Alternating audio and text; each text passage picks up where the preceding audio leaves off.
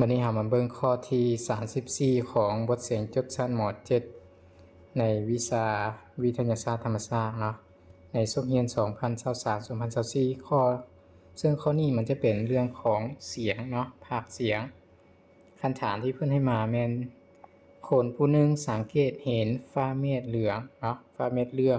4วินาทีต่อมาเราจึงได้ยินเสียงฟ้าร้องเนาะ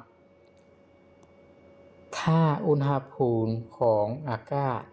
ในเวลานั้นแม่น20องศา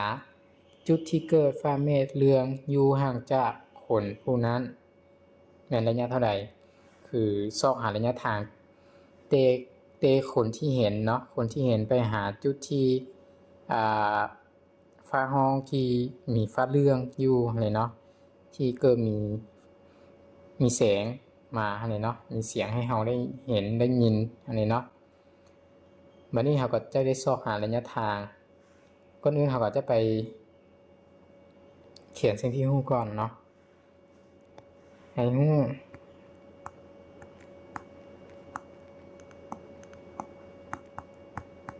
เรามี4วินาทีแม่นเวลาเนาะ t เท่า4วินาทีแล้วก็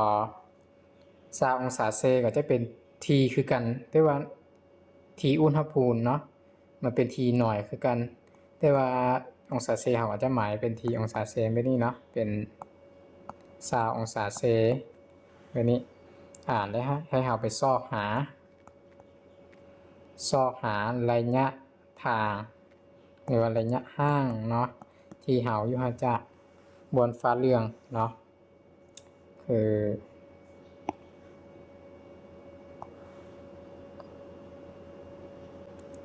คือแบบนี้ตัวอย่างคนเฮา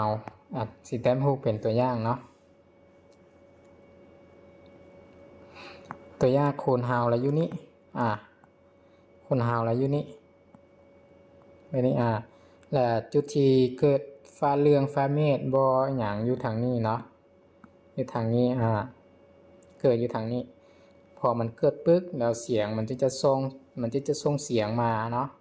ให้เราได้ยินส่งเสียงมาให้เราได้ยินแต่ก่อนเสียงจะมาฮอดหูของเรานะมันจะได้เคลื่อนที่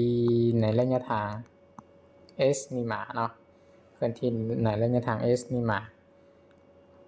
ฉะนั้นให้เราซอกหาระยะทางระหว่างเรานี่ห่างจากบ่วนฟ้าเมฆเหลืองอะไรเนาะอันนี้เป็นบ่วงจะเขียนใช่ว่าฟ้าเมฆเลื่อนนี่ใส่เนาะเพื่อเราจะฮู้เนาะ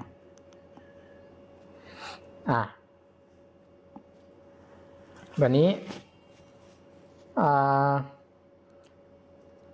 เราก็จะมีสูตร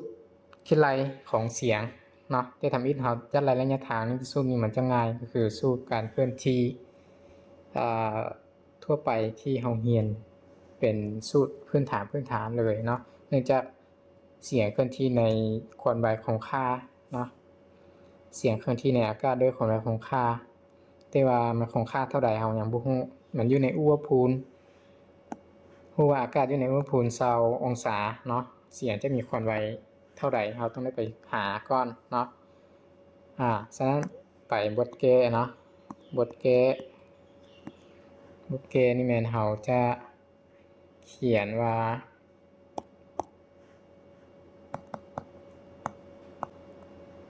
ซอกหา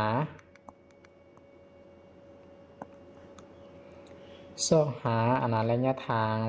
เนาะระยะทางนี่เท่าใดจากสูตรความไวอะไรเนาะ v เท่า x ส่วน t อะไรเนาะสูตรง่ายๆนี่แหละสูตร v เท่า x ส่วน t แต่ว่าเราอยากได้ s เราก็เลยถอน s เนาะถอน s ถอน s เท่า v คูณ t แบบนี้ v คูณ t แต่ว่า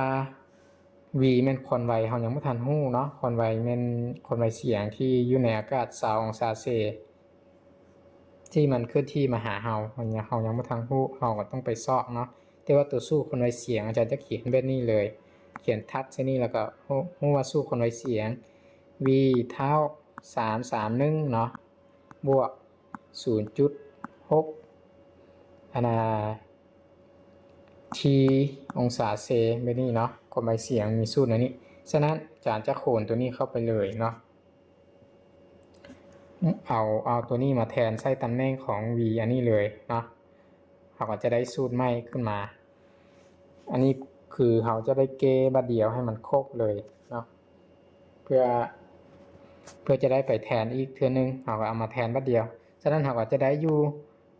ระยะทาง s เท่าไป v บน v เราจะเขียนเป็น331เนาะบวก 0.6 t องศาเซแต่ว่าอันนี้มัน v เนาะคูณ t อีกเท่ากับคูณ t อีกคูณเวลาอีกคือใส่ถังนอกเนาะฉะนั้นสมผลจะแปลเป็นอันนี้วันนี้เราก็แทนค่าเลยจะได้331บวก 0.6 t องศาเซนี่ก็จะเป็นซาวเนาะคูณซาวทั้งหมดนี่อยู่ในวงเล็บเนาะแล้วคูณกับเวลาแม่น4วิเนาะ4วินาทีแม่นแล้วแล้วเอากับคูณก้อนแบบนี้นะเอา 0.6 คูณซาวเนาะ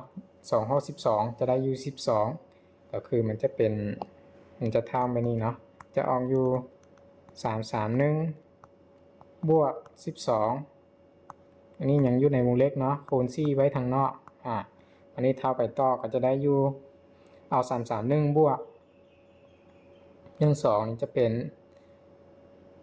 343เลยเนาะคูณกับเลข4อีกที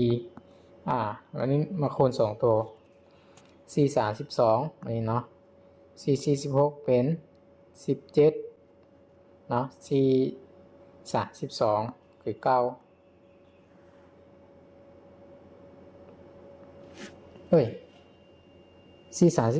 นี่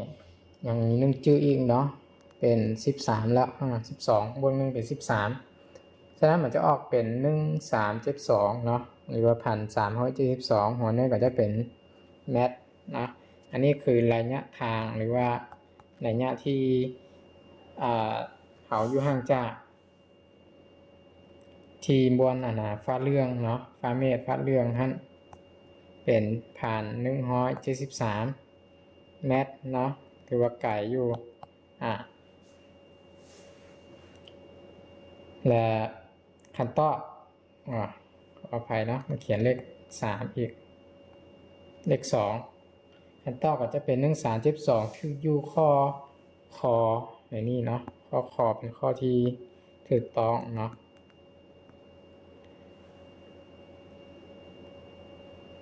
โอเคฉะนั้นอยู่ในข้อ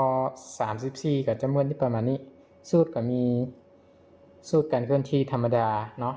กับสูตรความไวของเสียงเอาชื่อความไวเสียงมาก็ได้เนาะโอเคฉะนั้นข้อ34หมดเท่านี้เนาะ